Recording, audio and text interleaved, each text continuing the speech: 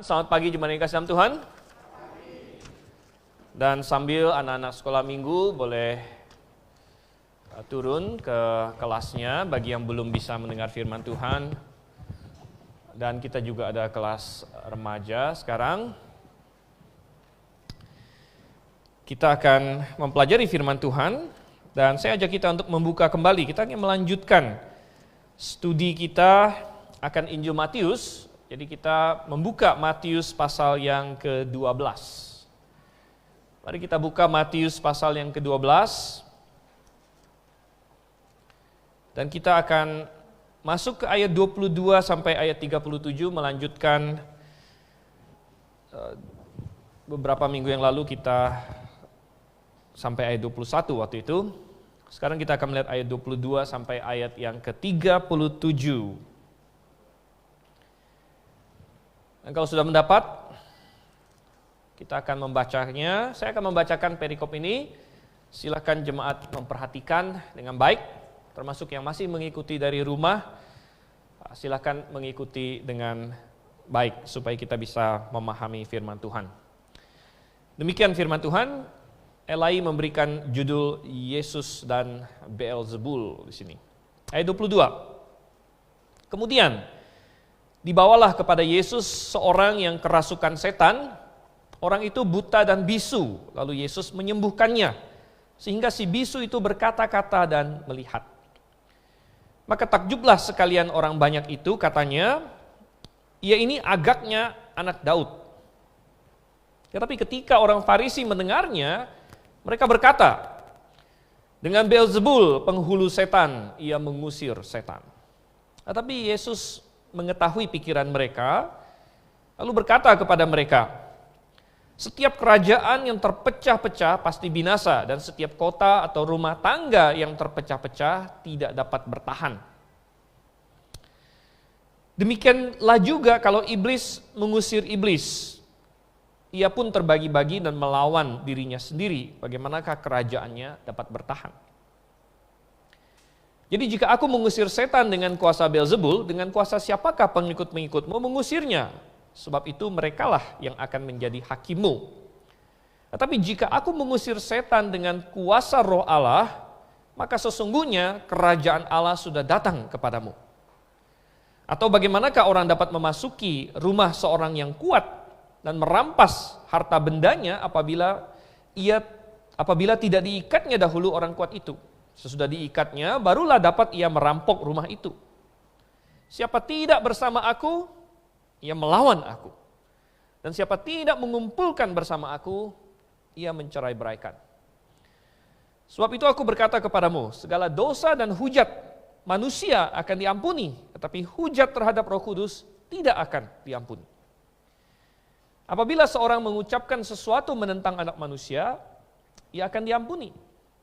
Tetapi jika ia menentang Roh Kudus, ia tidak akan diampuni. Di dunia ini tidak, dan di dunia yang akan datang pun tidak. Jikalau suatu pohon kamu katakan baik, maka baik pula buahnya. Jikalau suatu pohon kamu katakan tidak baik, maka tidak baik pula buahnya. Sebab dari buahnya pohon itu dikenal. Hai kamu, keturunan ular beludak, bagaimanakah kamu dapat mengucapkan hal-hal yang baik, sedangkan kamu sendiri jahat? Karena yang diucapkan mulut meluap dari hati.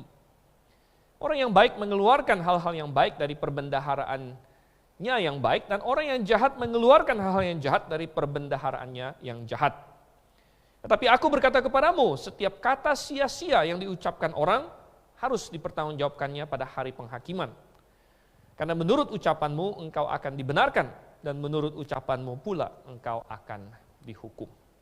Mari kita bersatu dalam doa. Bapa di surga, kami datang kepadamu karena kami memiliki jalan masuk melalui juru selamat kami, Yesus Kristus. Dan dengan keberanian kami meminta supaya engkau menjelaskan, menerangkan kepada kami, mengiluminasi pikiran kami akan kebenaran firman-Mu yang telah kami baca ini. Kami rindu untuk memahaminya, Tuhan. Karena kami rindu untuk menjadi semakin serupa dengan juru selamat kami, Yesus Kristus. ketika kami membaca apa yang ia lakukan sewaktu di muka bumi ini, dan kebenaran-kebenaran yang dia ajarkan, prinsip-prinsip yang dia ajarkan. Bantu kami untuk bukan hanya memahami, tapi melakukannya juga nanti dalam hidup kami. Pimpin Tuhan persekutuan kami, pertemuan jemaat ini. Kami berdoa dalam nama Yesus Kristus. Amin. Oke, perikop yang lumayan panjang tadi kita baca, dan ini merupakan kelanjutan dari apa yang sudah terjadi di pasal 12. Sebenarnya kalau kita mempelajari Injil Matius, pasal 12 ini salah satu boleh kita bilang pasal yang sangat krusial. Di pasal 12 inilah semacam terjadi pergeseran dalam fokus di dalam Injil Matius. Kenapa? Karena sebelum pasal 12, Injil Matius, Rasul Matius diinspirasikan oleh Roh Kudus, dia berfokus untuk mempresentasikan Yesus Kristus sebagai juru selamat, sebagai raja, sebagai Mesias. Dan itu sudah kita bahas, dilakukan dengan berbagai cara, dengan kredensial Tuhan kita dari kelahirannya, kemudian dari bagaimana dia menang melawan pencobaan, dan juga dibuktikan dengan berbagai mukjizat satu dengan yang lain, dengan segala program-programnya yang sudah dia nyatakan. Jadi fokusnya adalah memberitakan Yesus adalah Mesias, Yesus adalah Raja Israel, Yesus adalah Juru Selamat dunia. Nah, pasal 12 merupakan pasal kunci, karena di pasal 12 inilah Matius mencatat lalu bagaimana respon manusia terhadap Mesias tersebut. Bagaimana respon orang Israel pada waktu itu yang mewakili semua manusia. Jadi jangan berpikir bahwa oh itu orang Israel saja. Kita pun sebenarnya semua bangsa-bangsa lain ikut di situ.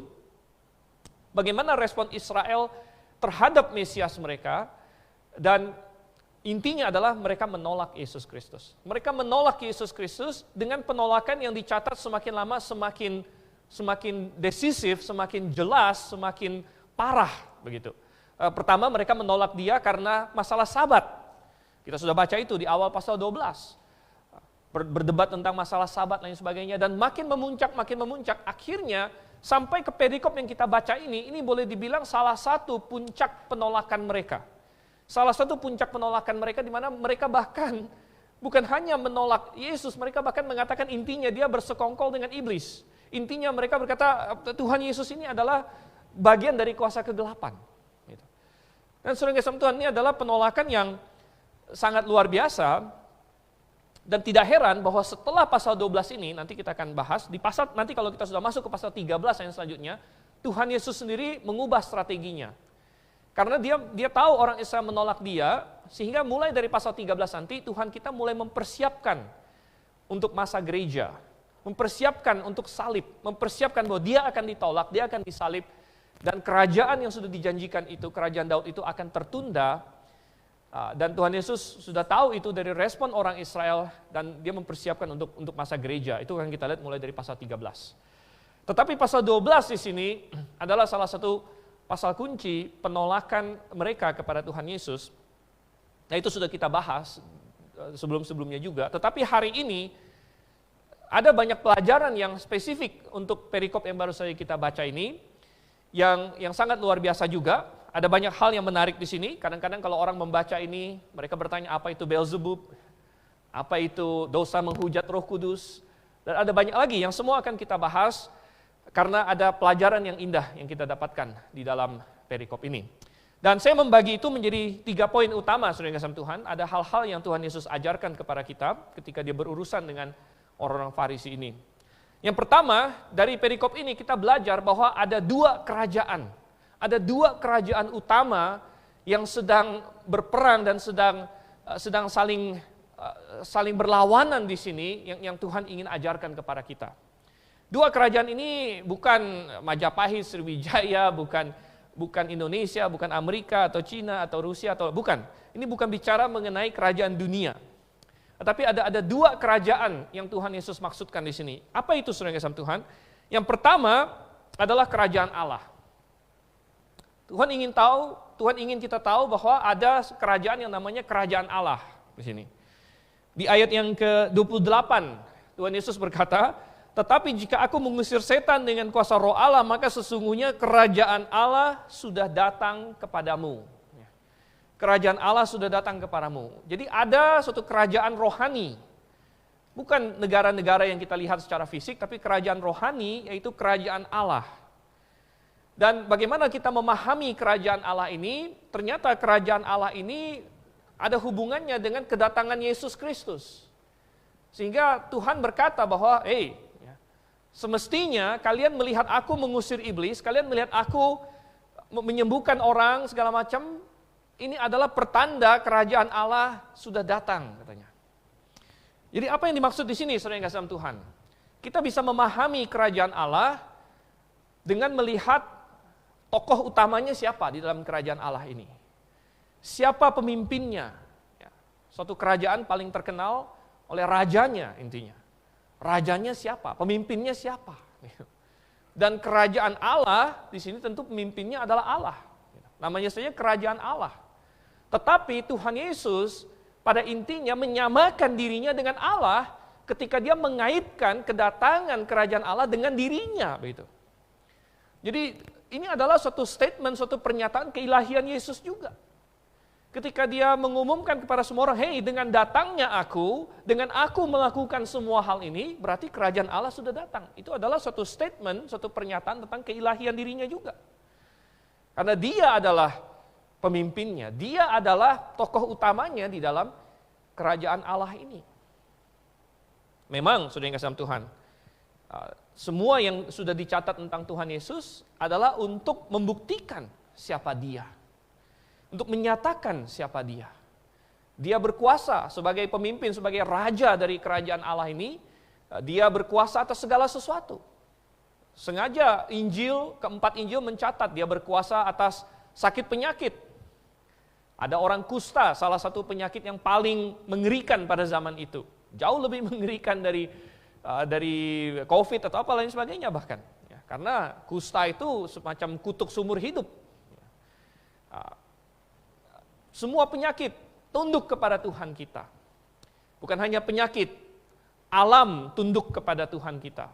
Dicatatkan bagaimana Tuhan kita meredakan angin badai.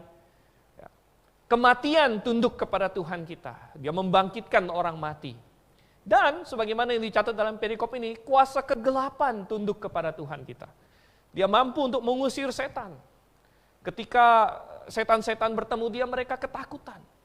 Mereka berkata, apakah engkau datang untuk menghukum kami sebelum waktunya? Mereka berseru, mereka kenal siapa dia. Mereka berkata, engkau yang maha kudus dari Allah. Jadi dicatatkan bagaimana Tuhan kita berkuasa atas segala elemen di dalam dunia ciptaan ini.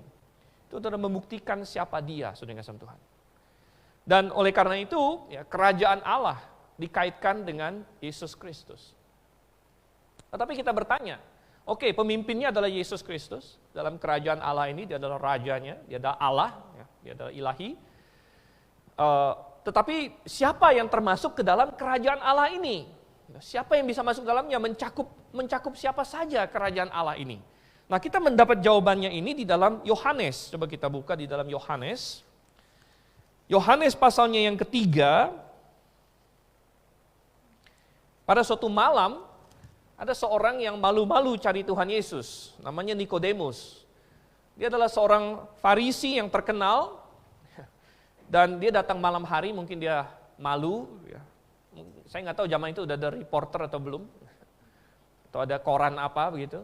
Mungkin dia takut nama dia muncul di koran Jerusalem Post atau apa begitu. Bahwa dia, ini tokoh agama mencari Tuhan Yesus. Jadi dia datang malam-malam sering sama Tuhan. Dia ingin tahu hal-hal rohani. Tetapi apa yang Tuhan Yesus katakan di ayat 3. Jadi kita langsung saja ya, kita nggak usah baca yang lain-lain. Ayat 3, Yesus menjawab katanya, aku berkata kepadamu sesungguhnya jika seorang tidak dilahirkan kembali, ia tidak dapat melihat kerajaan Allah. Jika seseorang tidak dilahirkan kembali, ia tidak dapat melihat kerajaan Allah. Dan ini memberitahu kita bahwa kerajaan Allah adalah lingkup orang-orang yang sudah dilahirkan kembali. Kerajaan Allah adalah suatu kerajaan rohani, bukan kerajaan fisik. Apakah ada aspek fisiknya? Ada nanti di dalam kerajaan milenium. Tapi itu nanti biasanya di Alkitab memakai istilah kerajaan sorga. Jadi sangat menarik sekali, nanti kita akan lihat di dalam Injil Matius adalah satu-satunya Injil yang memakai istilah kerajaan sorga. Ya, Markus tidak memakainya, Lukas tidak memakainya, Yohanes tidak memakainya. Semua Injil lain pakai istilah kerajaan Allah saja. Tetapi Injil Matius adalah satu-satunya Injil yang memakai istilah kerajaan Allah dan kerajaan sorga. Jadi Injil Matius ada dua pakai istilah ini. Dan Injil Matius adalah Injil yang sangat bernuansa Yahudi. Dan ingat bahwa Tuhan menjanjikan kerajaan milenium, kerajaan Daud, pertama-tama kepada orang Yahudi. Oleh karena itu dalam Injil Matius ada menekankan nanti kerajaan sorga. Jadi kita akan lihat di pasal-pasal selanjutnya, misalnya di pasal 13 ada rahasia kerajaan sorga dan lain sebagainya. Tetapi saudara yang kasih Tuhan, ada namanya kerajaan Allah di sini. Nah, kerajaan Allah adalah aspek rohaninya. Aspek rohani dari kerajaan yang Tuhan janjikan ini.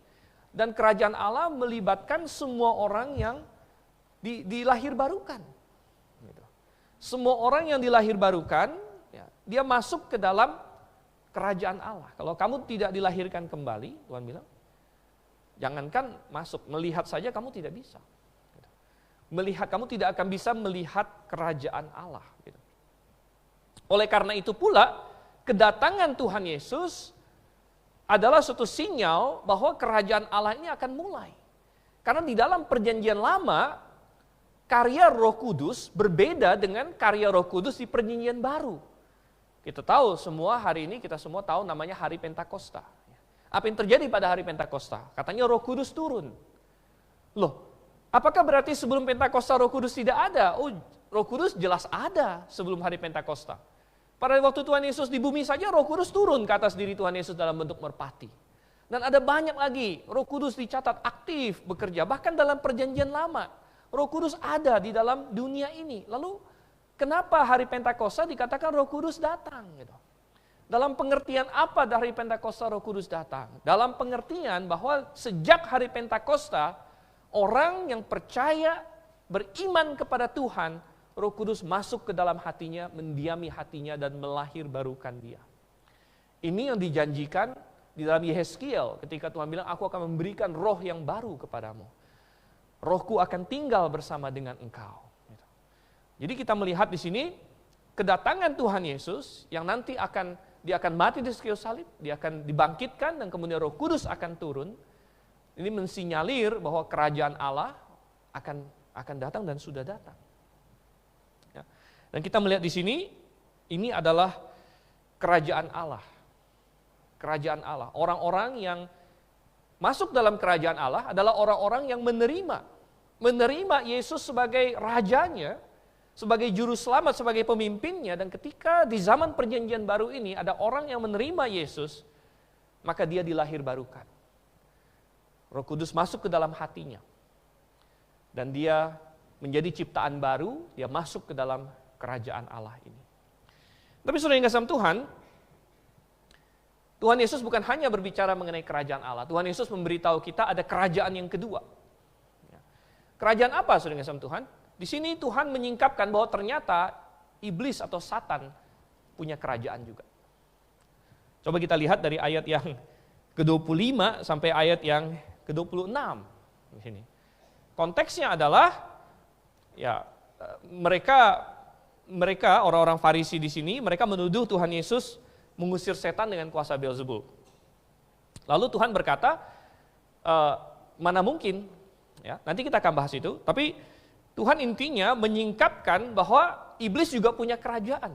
Dan kerajaan iblis tidak akan terbagi-bagi, tidak akan saling menyerang di dalamnya. Tapi Tuhan menyingkapkan bahwa iblis atau Satan juga punya kerajaan rupanya.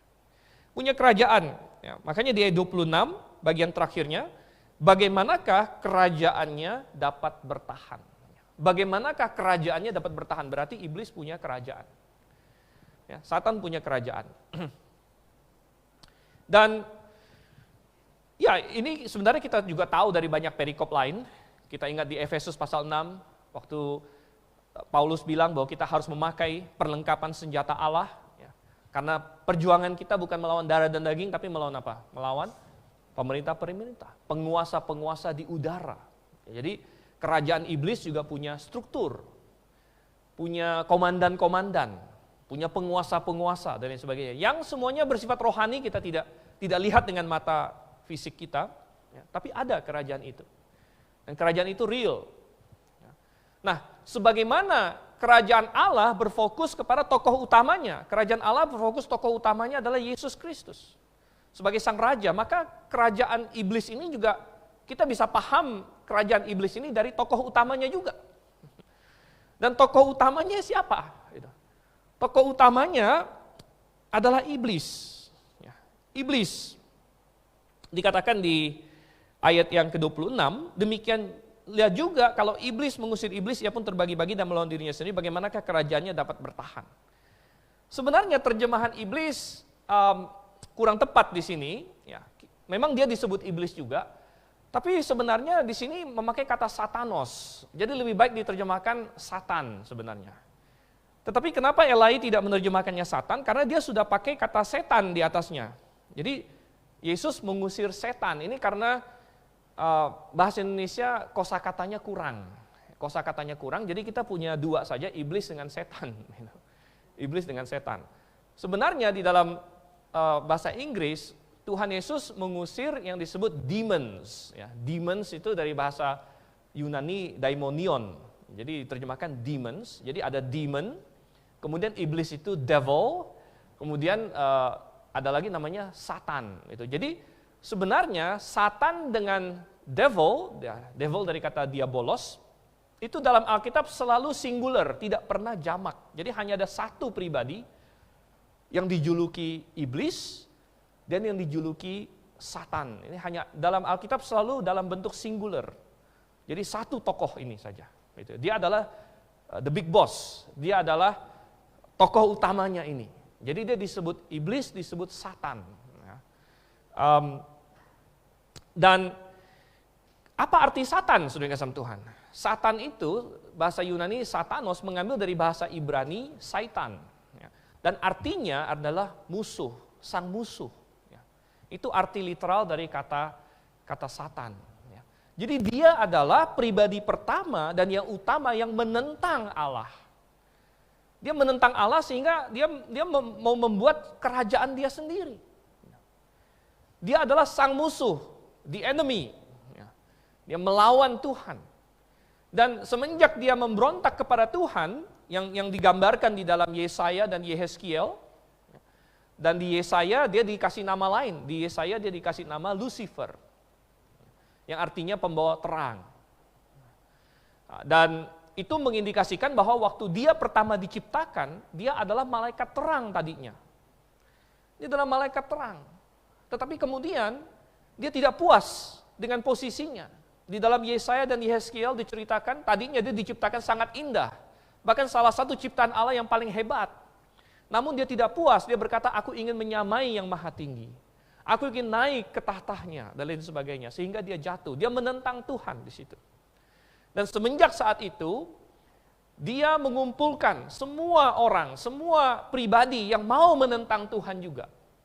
Untuk ikut dengan dia. Dia mempengaruhi, Alkitab memberitahu di kitab Wahyu, sepertiga malaikat. Sepertiga malaikat di sorga dipengaruhi oleh si satan ini, si musuh ini. Sehingga ikut memberontak kepada Tuhan. Dan kemudian dia datang kepada manusia. Diawali dengan Adam dan Hawa. Dia menawarkan kepada mereka, kenapa kalian harus tunduk sama Tuhan? Tuhan itu jahat, Tuhan tidak mau kamu makan buah ini karena Tuhan tahu kalau kamu makan, kamu akan menjadi seperti Allah. Kamu lawan saja. Dan manusia akhirnya banyak yang mengikut dia juga, sejak saat itu. Tapi ini adalah kerajaannya. Kemudian dia dikasih julukan Beelzebul. Nah ini ada di pasal ini, kita lihat di ayat 24. Dengan Beelzebul, penghulu setan. Kata setan di sini, kalau Anda melihat yang diterjemahkan setan, sebenarnya secara literal itu demons, daimonion. Dari kata daimonion ini beda dengan kata satanos di sini. Satanos itu selalu singular saja dalam bahasa aslinya. Dengan Beelzebul, penghulu demons atau setan-setan itu, ia mengusir setan-setan. Jadi siapa Beelzebul ini? Beelzebul ini, coba kita buka dalam 2 Raja-Raja. 2 Raja-Raja pasal 1. 2 Raja-Raja pasal 1 ayat yang kedua. Beelzebul ini awalnya adalah salah satu dewa orang Filistin. Namanya Baalzebub. Ya. Jadi kita bisa baca di ayat 2, pada suatu hari jatuhlah Ahazia dari kisi-kisi kamar atasnya yang ada di Samaria lalu menjadi sakit. Kemudian dikirimnyalah utusan-utusan dengan pesan, pergilah mintalah petunjuk kepada Baalzebub, Allah di Ekron, apakah aku akan sembuh dari penyakit ini.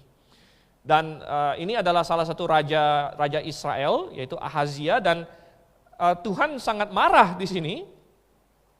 Tuhan sangat marah dan Tuhan berfirman, Anda boleh baca selanjutnya melalui Elia menegur utusan itu, dan dia menegur raja ini, bilang, emangnya tidak ada Tuhan di Israel, kamu harus meminta petunjuk kepada dewa di Ekron yang bernama Baalzebub. Dan Baalzebub secara literal, Baal itu artinya Tuan atau Lord, ya. Dan Zebub itu adalah kebanyakan ahli bahasa mengatakan Zebub ini artinya lalat, gitu, lalat, ya. Tapi ada juga yang mengatakan itu artinya bukit kotoran atau lain sebagainya. Tapi ya dua-duanya menjijikkan lah, gitu ya. Entah itu mau lalat, mau itu kotoran. Tapi Baalzebub jadi dewa atau tuan lalat sebenarnya, dewa lalat. Ya, ada yang berkata sini, ya. Dan saudara yang kasih dalam Tuhan, akhirnya oleh orang Yahudi kata Baalzebub ini akhirnya bentuk lainnya adalah Beelzebul, seperti yang kita lihat di sini, ya, bentuk lainnya. Baalzebub atau Beelzebul ini akhirnya dipakai sebagai suatu julukan bagi pemimpin dari kuasa kegelapan. Ya, pemimpin dari kuasa kegelapan mereka juluki sebagai Beelzebul. Ya. Kita kembali ke dalam Matius pasal yang ke-12 di sini. Jadi dengan Beelzebul, ya, penghulu setan, ia mengusir setan, dikatakan. Dan ini adalah kerajaan yang kedua, saudara kasih Tuhan. Kerajaan iblis, kerajaan Beelzebul yang intinya adalah menentang Tuhan. Menentang Tuhan. Dan itu dibungkus dengan berbagai bungkusan. Dan sebenarnya dari dulu sampai sekarang tawaran iblis itu tidak banyak berubah, cuma bungkusannya aja diubah. Tawaran iblis adalah jangan tunduk kepada Tuhan, jadilah Allah untuk dirimu sendiri. Itu yang iblis inginkan awalnya. Ketika dia berkata, aku ingin menyamai yang maha tinggi. Intinya dia ingin berkata, aku mau menjadi Allah atas diriku sendiri. Dan itu yang dia tawarkan kepada manusia dan semua orang yang mau ikut dia. Bahwa tidak perlu kamu tunduk kepada Tuhan, jadilah Allah atas dirimu sendiri. Mari kita kembali ke Matius pasal 12 di sini. Ini pelajaran pertama yang kita lihat. Ada dua kerajaan, kerajaan Allah, kerajaan Satan. Kemudian apalagi yang Tuhan Yesus ingatkan pada kita, ada dua kerajaan. Pelajaran kedua adalah walaupun ada dua kerajaan, tapi ada satu pilihan. Ada dua kerajaan, tapi ada satu pilihan. Artinya, semua manusia ujung-ujungnya harus membuat satu pilihan. Itu pilihan kepada siapa kamu akan berpihak. Atau dengan kata lain, pilihan ini bisa juga dirangkumkan kepada satu pribadi, yaitu Yesus Kristus. Yesus Kristus. Yaitu apa yang akan kamu perbuat dengan Yesus Kristus. Pilatus pernah diperhadapkan kepada permasalahan ini. Orang Yahudi datang membawa Tuhan kita dengan berbagai tuduhan. Pilatus mencoba untuk melemparnya kepada orang lain. Ketika Pilatus merasa, oh ada Herodes, ini Yesus dari Galilea, udahlah kasih ke Herodes saja, biar Herodes yang bikin keputusan. Herodes nggak ketemu apa-apa, balikin lagi ke Pilatus. Pilatus bingung. Dia mau supaya orang Yahudi yang membebaskan dia. Dia mau supaya orang Yahudi yang bikin keputusan nggak jadi menuntut Tuhan Yesus. Sehingga dia lakukan segala cara. Dia cambuk Tuhan Yesus dengan pemikiran bahwa setelah dia mencambuk Tuhan kita, orang Yahudi akan, udahlah, udah dicambuk, nggak jadi menuntut. Tapi saudara kasih Tuhan, pressure itu tidak pernah berhenti, keputusannya tetap di tangan dia. Karena orang Yahudi terus menuntut. Herodes balikin lagi ke dia. Imam besar datang lagi ke dia. Dan kembali keputusannya ada di depan dia. Dia harus membuat keputusan. Apa yang harus aku perbuat dengan Yesus, Raja orang Yahudi. Dan saudara yang kasih Tuhan, sebenarnya setiap dari kita harus membuat keputusan yang sama. Kita tidak bisa, mungkin kita delegasikan kepada orang lain. Biarlah orang tua saya yang bikin keputusan. Toh saya masih anak kecil. Saya dibawa ke gereja. Biarlah pasangan saya yang memutuskan. Saya ikut saja. Tidak bisa, saudara yang kasih Tuhan. Biarlah si A yang memutuskan. Tidak bisa. Ujung-ujungnya setiap pribadi harus membuat keputusannya pribadi. Apa yang akan kamu perbuat dengan Yesus? Yesus yang disebut Kristus itu. Ada dua kerajaan, tapi ada satu pilihan. Dan saudara yang kasih Tuhan, di sini kita melihat Roh Kudus bekerja. Roh Kudus bekerja untuk menarik manusia, untuk menerima Yesus, untuk menerima Tuhan, untuk mengakui kedaulatan Tuhan atas hidupnya, untuk percaya kepada Tuhan. Roh Kudus melakukan itu. Roh Kudus melakukannya dengan menggunakan wahyu umum. Tapi Roh Kudus juga melakukannya dengan menggunakan wahyu khusus. Pada waktu Yesus Kristus hadir di muka bumi ini, Dia adalah wahyu di atas segala wahyu. Dia adalah Allah yang menjadi manusia. Dia adalah Allah sendiri. Jadi Dia adalah penyingkapan Allah yang sudah paling full. Di zaman kita sekarang, kita memiliki wahyu khusus, yaitu firman Tuhan. Dan Roh Kudus memakai firman Tuhan untuk menarik manusia, untuk beriman kepada kebenaran, kepada Yesus Kristus. Tetapi saudara yang kasih Tuhan, kerja Roh Kudus ini bisa ditentang. Kerja Roh Kudus ini bisa ditolak. Karena itu yang manusia lakukan. Oleh karena itu ada yang menolaknya. Dan saudara yang kasih Tuhan, Yesus memberikan suatu peringatan yang sangat keras di sini. Tuhan Yesus berkata bahwa hujat terhadap anak manusia, itu masih bisa diampuni. Kenapa hujat terhadap anak manusia bisa diampuni? Kenapa hujat terhadap Yesus bisa diampuni? Karena Yesus datang untuk mengampuni dosa. Dia mati di kayu salib untuk mengampuni dosa. Dan ketika di atas kayu salib, ketika dia dipaku itu, tentara Roma mengejek-ngejek dia, orang Yahudi mengejek dia. Apa yang dia katakan? Bapa, ampunilah mereka. Karena mereka tidak tahu apa yang mereka perbuat. Yesus datang untuk mengampuni dosa. Dia mati di kayu salib untuk menyelesaikan dosa. Oleh karena itu dia berkata, segala hujat, segala dosa melawan saya, melawan putra manusia, itu bisa diampuni. Karena aku datang spesial untuk mengampuni dosa memang. Aku datang untuk mati di kayu salib untuk menyelesaikan dosa. Jadi semua dosa bisa diampuni. Tetapi, Tuhan Yesus berkata, kalau kamu menghujat Roh Kudus. Kata menghujat Roh Kudus di sini ayat 31. Sebab itu aku berkata kepadamu, segala dosa dan hujat manusia akan diampuni. Tetapi hujat terhadap Roh Kudus tidak akan diampuni. Kita bandingkan paralelnya di ayat 32. Apabila seorang mengucapkan sesuatu menentang anak manusia, ia akan diampuni. Tetapi jika ia menentang Roh Kudus, jadi menghujat Roh Kudus, paralel di sini dengan menentang Roh Kudus, ia tidak akan diampuni. Di dunia ini tidak, dan di dunia yang akan datang pun tidak. Kenapa? Kenapa kalau orang menentang Yesus, menghujat Yesus, bahkan menyalibkan Yesus, seperti prajurit-prajurit Roma itu, masih bisa diampuni. Tetapi kenapa kalau dikatakan kamu menentang Roh Kudus, kamu tidak bisa diampuni lagi? Karena saudara yang kasih Tuhan, Roh Kuduslah yang menarik manusia kepada Yesus Kristus. Roh Kuduslah yang bekerja menarik kita untuk beriman kepada Yesus. Itulah kerja Roh Kudus. Tuhan pernah berkata, aku akan meminta kepada Bapa dan Dia akan mengirim kepadamu roh penghibur yang lain. Ia akan menginsafkan dunia akan dosa, akan menginsafkan dunia akan penghakiman dan akan kebenaran. Roh Kuduslah yang bekerja dalam hati manusia untuk menarik dia kepada Tuhan. Sehingga kalau kita menentang itu, maka berarti kita tidak mau datang kepada Tuhan. Orang yang menentang Roh Kudus sampai kepada akhirnya. Menentang Roh Kudus sampai kepada titik finalnya, saudara yang kasih Tuhan.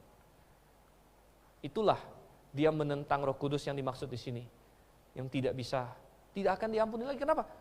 Karena dia menolak tawaran itu. Dia menentang tawaran keselamatan itu. Dia menyetopnya. Apa yang tadinya bisa menyelamatkan dia tolak. Dan saudara yang kasih Tuhan, maka tidak ada obat lagi yang lain. Karena keselamatan yang Tuhan mau berikan kepadanya, dia tolak.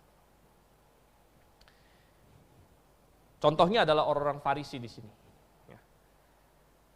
Kapan kita menentang Tuhan sampai final? Kapan kita menentang Tuhan sampai final? Ya, yang paling jelas kalau sampai kita mati kita masih menentang Tuhan, ya pasti itu sudah final. Ya, itu pasti sudah final. Karena Alkitab berkata, manusia ditentukan untuk mati satu kali dan sesudah itu dihakimi. Ibrani pasal 9. Jadi kita tidak, ada orang bikin teori, oh nanti kalau kita sudah mati, tanya, ya, nanti kalau kita sudah mati, Tuhan akan kasih kesempatan lagi. Wah, sesudah mati ditanya, mau nggak kamu percaya Tuhan Yesus sekarang? Gitu. Saya tidak mendapatkan itu dalam Alkitab. Alkitab berkata bahwa manusia ditentukan untuk mati satu kali. Sesudah itu dihakimi. Dan kita berkata bahwa kalau seseorang sampai ke akhir hidupnya, sampai dia mati menentang kerja Roh Kudus, ya itu berarti dia menentang sampai akhir, dan dia tidak akan diampuni. Tetapi saudara yang kasih Tuhan, jangan berpikir bahwa hanya kematian adalah satu-satunya garis akhir di situ. Kematian pun kita tidak tahu kapan. Ada orang berpikir dia masih muda. Banyak orang berpikir waktu dia masih banyak. Tapi tadi yang dibacakan ya, dalam Yakobus yang tadi kita baca bersama, hidup kita seperti apa teman-teman? Seperti uap. Salah satu hal yang Tuhan izinkan COVID ini berlangsung adalah mengingatkan manusia betapa rapuhnya hidup manusia. Kadang-kadang kita tidak bisa paham. Bahkan para epidemiolog pun tidak paham. Kenapa ada negara yang tinggi terus, ada yang rendah, gitu kan? Kenapa ada yang sudah divaksin mati juga, ada yang tidak divaksin nggak masalah. Gitu. Ini pengecualian-pengecualian. Gitu. Ada yang umurnya sudah 90, ya, udah sakit apa, kena COVID, OTG misalnya. Gitu ya. Ada yang sepertinya, wah sehat walafiat, tapi kena COVID, mesti dimasukkan rumah sakit ICU berbulan-bulan. Gitu, ya. Intinya, semua yang dibicarakan itu berapa persen, itu kan cuma persentase. Gitu. Ya. Apakah manusia bisa tahu absolutnya? Tidak. Absolutnya di tangan Tuhan. Gitu, ya. Absolutnya di tangan Tuhan, dan Tuhan mengingatkan bahwa, hidup ini sangat sementara. Ya.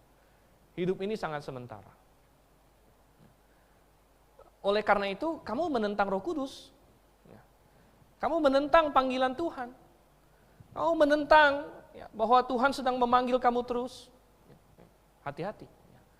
Jangan sampai kamu menentang sampai akhirnya. Maka kamu akan tidak bisa diampuni lagi. Tetapi bukan hanya sampai ke kematian, tadi saya katakan, bukan hanya sampai kepada kematian, tetapi kadang-kadang ada juga saatnya di mana Tuhan berkata sudah cukup. Sudah cukup terang yang diberikan, sudah cukup kasih karunia yang diberikan, dia sudah mendapatkan kesempatan yang cukup. Dan bahkan sebelum dia mati pun, karena sudah cukup, Roh Kudus tidak lagi menarik dirinya. Karena sudah cukup dan sudah ditolak berkali-kali. Dan saudara yang kasih dalam Tuhan, banyak penafsir berpendapat bahwa orang-orang Farisi di sini, minimal sebagian dari mereka, Tuhan sedang peringatkan, Tuhan sedang beri kasih mereka kesempatan terakhir. Oh, kalian ini kalau terus begini, kalian akan menghujat Roh Kudus, kalian menolak Roh Kudus. untuk terakhir kalinya kalau begitu. Kenapa? Karena mereka memiliki terang yang orang-orang di zaman lain itu mungkin ngiri sama mereka. Karena terang mereka itu luar biasa, terang mereka itu adalah Tuhan datang sendiri. Gitu. Tuhan datang sendiri berjalan di hadapan mereka, ini terang yang luar biasa. Yang tidak bisa, bahkan kita hari ini pun kita tidak punya itu. Tetapi mereka menikmatinya. Dan kalau mereka menolak terang yang sudah sedemikian hebat dan sedemikian full itu, Tuhan Yesus sedang memperingatkan mereka. Kalau kamu menolak lagi terus, ini ada finalnya. Ini ada finalnya, dan kalau Roh Kudus tidak lagi bekerja untuk menarik kamu, maka kamu tidak akan lagi bisa untuk diselamatkan, untuk diampuni. Ada terang yang begitu besar di hadapan mereka, tapi mereka malah putar balik. Apa yang mereka katakan? Seharusnya semua mukjizat Tuhan itu membuat mereka tersentak. Karena orang yang masih peka rohani, kalau kita baca di ayat yang ke-23, banyak orang biasa, ketika melihat Tuhan Yesus melakukan mukjizat ini, mukjizat itu, mereka bilang apa? Ini dia, ya ini agaknya anak Daud. Mereka mulai terpengaruh, wah jangan-jangan benar ini klaim Tuhan Yesus, dia adalah Mesias, dia ini anak Daud. Tapi orang Farisi malah berkata bukan. Dengan kuasa Beelzebub. Beelzebul dia mengusir setan. Dan Tuhan Yesus sengaja di sini membantah perkataan mereka, dan Tuhan Yesus berargumen dengan mereka. Bagaimana Tuhan Yesus membantah mereka? Ayat 25 dikatakan Yesus mengetahui pikiran mereka, sekali lagi membuktikan keilahian dia bisa tahu pikiran mereka. Dan dia berkata, setiap kerajaan yang terpecah-pecah pasti binasa, dan setiap kota atau rumah tangga yang terpecah-pecah tidak dapat bertahan. Demikian juga kalau iblis mengusir iblis. Pertama dia berkata bahwa argumen kalian itu nonsens, itu tidak masuk akal. Bagaimana mungkin iblis mengusir iblis? Bagaimana mungkin saya, kuasa Beelzebul, mengusir iblis? Itu kan berarti iblis melawan iblis sendiri. Gitu. Jadi teori kalian ini kacau balau. Ini tidak masuk akal. Nah, ini bukan berarti saudara Tuhan bahwa iblis tidak bisa bersandiwara. Jangan kita salah konsep. Iblis bisa bersandiwara. Itu jelas. Misalnya di dunia ini ada banyak sekali terjadi, apalagi di Indonesia kan masih banyak tahayul. Indonesia kan masih banyak percaya ada santet lah, ada apa segala macam lah ya. Ini entah kena masuk apa ya. Banyak orang yang tidak mengenal Tuhan ya, merasa disantet dan sebagainya. Cari mana? Carinya dukun juga gitu kan ya. Lalu dukun bilang saya bisa menyembuhkan santet kamu. Entah di apa lagi ya, disantet ulang atau apa gitu ya. Saya nggak tahu juga gitu ya. Jadi kita tahu itu adalah kuasa kegelapan main dengan kuasa kegelapan gitu. Jadi Tuhan Yesus bukan mengatakan bahwa iblis nggak bisa sandiwara gitu ya. Iblis jago sandiwara. Tetapi saudara kasih Tuhan, yang Tuhan Yesus ingin ajarkan di sini adalah bahwa mereka tidak punya alasan untuk berpikir bahwa Yesus sedang bersandiwara begitu. Mereka tidak punya dasar untuk itu. Kalau kita bilang, oh ada dukun mau usir iblis, ya kita bilang, ya itu dua-duanya tidak alkitabiah. Gitu. Ada dasar Alkitabnya. Dua-duanya ngaco. Gitu. Ini adalah sandiwara roh jahat. Gitu. Itu bisa terjadi. Tetapi tidak demikian dengan Tuhan Yesus. Mereka tidak punya dasar Alkitab untuk mengatakan doktrin Tuhan Yesus salah, bahwa Tuhan Yesus ada melanggar firman Tuhan manapun, bahkan Tuhan Yesus mengajarkan kebenaran terus, mereka tahu itu. Tuhan Yesus mengajarkan kebenaran, dan Tuhan Yesus membuktikan dirinya siapa dengan dia menyembuhkan orang, dengan membangkitkan orang dan sebagainya. Jadi mereka tidak punya dasar teologis, dasar apapun untuk mengatakan bahwa Tuhan kita berkolusi dengan kuasa kegelapan. Sehingga ketika mereka mengatakan hal ini, itu murni adalah karena keiri hatian mereka takut kehilangan pengikut. Mereka takut orang berpaling kepada Tuhan. Ketika mereka mendengar bahwa rakyat sudah mulai terbuka, jangan-jangan dia ini benar Mesias. Dengan sembarangan mereka mengeluarkan kata-kata ini. Bahwa, enggak lah, itu dengan kuasa Beelzebul. Dan saudara yang kasih Tuhan, kita melihat di sini ya, Tuhan memperingatkan mereka. Bukti sudah sangat jelas di depan mata kamu. Kalau kamu mau menolaknya, hati-hati. Hati-hati, Roh Kudus sedang menarik diri kamu. Roh Kudus sedang bekerja, mau meyakinkan kamu akan kebenaran. Kamu bisa tolak, tapi kalau kamu tolak sampai finalnya, maka tidak bisa lagi diampuni. Ini adalah suatu peringatan yang sangat mendalam, yang Tuhan Yesus berikan kepada orang-orang di zaman Dia, sekaligus juga untuk kita pada hari ini. Oke, kita lihat sekarang poin yang ketiga, saudara kasih Tuhan. Kita melihat ada dua kerajaan. Kita melihat ada satu pilihan. Tetapi yang ketiga kita melihat ada banyak pekerjaan. Ada dua kerajaan, ada satu pilihan, tapi ada banyak kerajaan. Dan di sini saya berbicara pada orang yang mungkin berkata, oh saya sudah puji syukur, saya sudah berada dalam kerajaan Allah. Saya sudah memilih Yesus Kristus. Oh ya, ada lagu yang sangat indah dalam buku nyanyi kita, I'd rather have Jesus, aku memilih Yesus. Ya. Aku memilih Yesus dari dunia ini. Sangat indah, saudara kasih Tuhan. Puji syukur kalau Anda sudah berada dalam kerajaan Allah. Tetapi, kalau Anda sudah berada dalam kerajaan Allah, maka Tuhan Yesus berkata, ada banyak pekerjaan. Ada banyak pekerjaan. Coba kita lihat di dalam ayatnya yang ke-30, saudara kasih Tuhan. Ayat yang ke-30. Ini yang Tuhan Yesus ajarkan. Siapa tidak bersama aku, ia melawan aku. Dan siapa tidak mengumpulkan bersama aku, ia mencerai-beraikan. Tuhan Yesus mengatakan, aku ini kerajaan Allah, kamu ini bersama aku atau menentang aku. Entah kamu bersama dengan aku melakukan, ayo kita sama-sama mengumpulkan. Atau kamu memilih untuk menentang. Kamu mencerai-beraikan. Dan ini adalah ajakan Tuhan Yesus, ayo kalau kita sudah berada dalam kerajaan Allah, ayo kita bekerja bersama. Itu yang Paulus katakan. Kami adalah teman sekerja Tuhan bahkan. Paulus berkata kami adalah teman sekerja Tuhan. Kami bekerja di ladang Tuhan. Dan Tuhan ingin mengatakan, ya, kalau kita sudah masuk dalam kerajaan Allah, mari kita bekerja untuk Tuhan. Dan di sini tidak ada netral. Tidak ada netral. Kita tidak bisa berkata, saya tidak mau bekerja untuk Tuhan, saya juga tidak mau bekerja untuk iblis. Saya mau netral-netral saja. Tidak bisa, saudara Tuhan. Tuhan mengatakan tidak bisa. Kalau kamu tidak mengumpulkan bersama aku, kamu mencerai-beraikan. Karena kebenaran itu tidak bisa netral.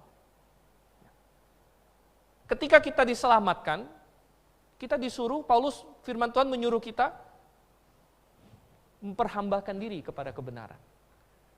Ayo melayani Tuhan. Memperhambakan diri kepada kebenaran. Dan ada orang berkata, saya tidak mau memperhambakan diri kepada kebenaran. Tapi saya juga tidak mau saya juga tidak mau menentang Tuhan sih, ya. Tapi saya nggak mau memperhambakan diri kepada Tuhan. Tidak bisa, saudara. Ketika kita menolak memperhambakan diri kepada Tuhan, pada saat yang sama kita memperhambakan diri kepada apa? Kepada berhala. Berhalanya siapa? Berhala yang paling besar adalah diri kita sendiri. Itu yang iblis tawarkan. Iblis berkata, kamu menjadi Allah atas diri kamu sendiri. Sedangkan Tuhan berkata, kamu adalah ciptaanku. Aku ciptakan kamu dengan hati yang hanya bisa bahagia, dengan hati yang hanya bisa puas ketika kamu dalam hubungan yang benar dengan aku. Dan hanya itu kita bisa mendapatkan kepuasan itu. Tuhan menyuruh kita hidup bagi Dia. Ini tema kita kan? Hidup bagi Tuhan. Dan Anda berkata begini, saya tidak maulah hidup bagi Tuhan. Tapi saya juga nggak menentang Tuhan lah. Ya. Saya nggak hidup bagi iblis juga kok. Ya. Cuman saya nggak mau hidup bagi Tuhan juga. Apakah bisa seperti itu? Tidak bisa, saudara. Ketika kita tidak hidup bagi Tuhan, berarti kita hidup bagi siapa? Yang paling simpel adalah, saya mau hidup bagi diri saya sendiri. Ini hidup saya. I want to live for myself. Ya. Tetapi bukankah itu yang iblis tawarkan? Bukankah itu yang iblis tawarkan kepada Adam dan Hawa? Ngapain kamu ikut Tuhan? Tuhan itu jahat. Dia tahu kalau kamu makan buah ini, kamu akan menjadi seperti Allah. Ya udah, kamu jadi Allah untuk diri kamu sendiri aja.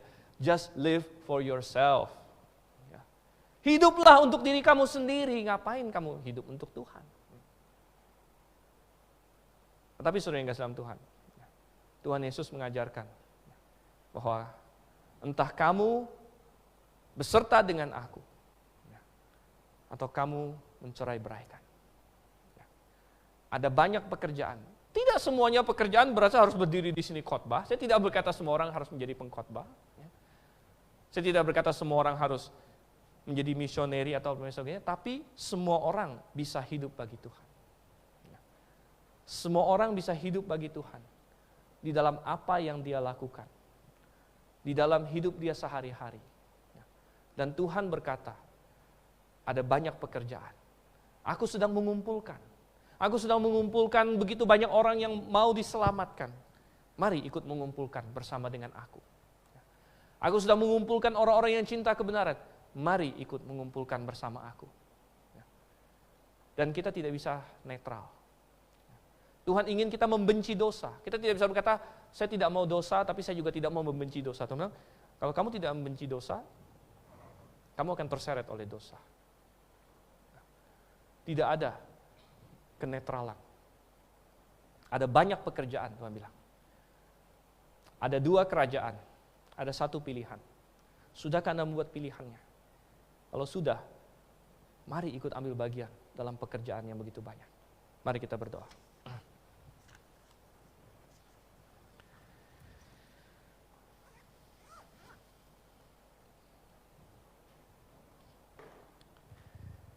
Bapa di surga,